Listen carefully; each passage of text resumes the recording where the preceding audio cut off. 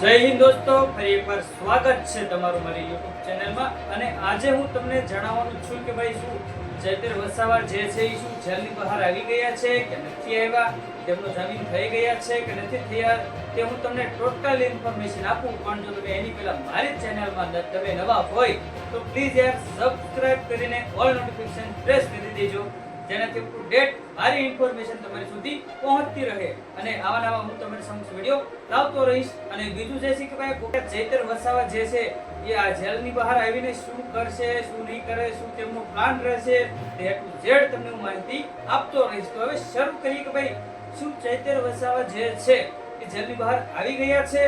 તો ઘણા લોકો કહે છે કે ભાઈ આવી ગયા છે, પણ હવે આગળ હું તમને કહું ને શું હકીકત છે તે હું તમને જણાવું છું, બરોબર? તો પહેલું જે મુદ્દો છે કે ભાઈ શું ચૈતર વસાવા જે છે એ જેલની બહાર આવી ગયા છે અને જેલની બહાર આવ્યા પછી તેમનું કેવું સ્વાગત થશે અને કોણ કોણ લોકો તેમાં સામેલ હશે તે હું તમને જણાવું છું, બરોબર? અને આમાં ઘણા લડાઈ પણ લડી રહ્યા છે, જેમ કે તેમના બંને પત્નીઓ આમાં લડાઈ લડી રહ્યા છે, પછી આદિવાસી લોકો પણ આમાં સમક્ષ રહે છે, એટલે હાજર રહે છે, પછી આમ આદમી પાર્ટી, જનતા પાર્ટી જે છે ઈ પણ આમાં રહે છે અને સરકારને કહે છે કે ભાઈ જે ચૈતર વસાવા છે તેને જેલની બહાર કરવાની અપીલો કરી રહ્યા છે, ભાઈ તેને કે છોડી દો એવી અપીલો કરી રહ્યા છે। બધા લોકો મળીને સરકાર પાસે એવી માંગ કરી રહ્યા છે, પણ કોર્ટનો જે કહેવાય શું કહેવાય આપણે કોર્ટનો જે નિર્ણય આવ્યા પછી તેનો નિકાલ થાય છે। અને બીજું જે છે કે હજુ તેમના જામીન થતા નથી, એટલે સ્વીકારાતા નથી, એટલે જામીન થઈ જાય એટલે તરત જ જે ચૈતર વસાવા જે છે એ જેલની બહાર આવશે અને જેલની બહાર આવ્યા પછી ત્યાંનો માહોલ કંઈક અલગ હશે અને ત્યાં લોકો પણ ઘણા શું કે આમ તૈયારીમાં છે તેમના સ્વાગત માટે। મેં તમને કીધું એમ ભાઈ કે આમ આદમી જનતા પાર્ટી અને બીજું જે છે કે ભાઈ ત્યાંના લોકો, આદિવાસીઓ, તેમના જે લોકો છે, તેમના સમાજના લોકો છે તે રાહ જોઈને બેઠા છે અને તેમના પત્નીઓ પણ હાલ લડાઈ લડી રહ્યા છે, તેમને પણ અંદર જતા અટકાવવામાં આવે છે। તો આવું બધી અત્યારે કામગીરી ચાલી રહી છે।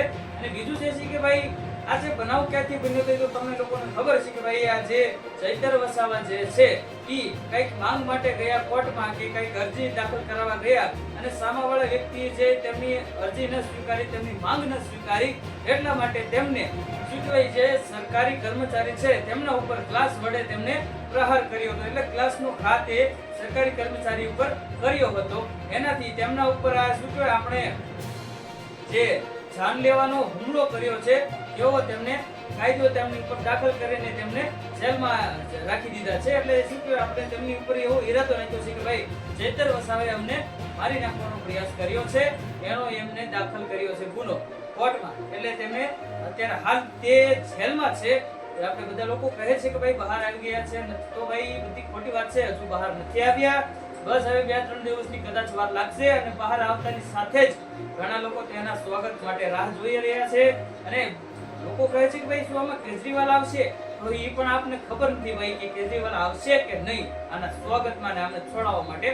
તો જે સરકારી નિર્ણય હોય તે લે એ પ્રમાણે બધું ચાલશે, સરકાર જે નિર્ણય લે તેમ બધું ચાલશે, બરોબર? તો તમને લોકોને ખબર છે।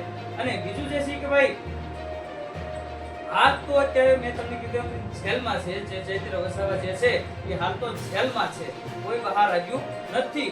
તેમના શું કે તેમના લોકો લડી રહ્યા છે, મેં તમને કીધું તેમના બંને ધર્મપત્નીઓ પણ લોકોની સાથે રહીને લડે છે અને ઘણા બધા લોકો પણ લડી રહ્યા છે કે આ જે ચૈતર વસાવાને જેલની બહાર કાઢવા માટે, બરોબર?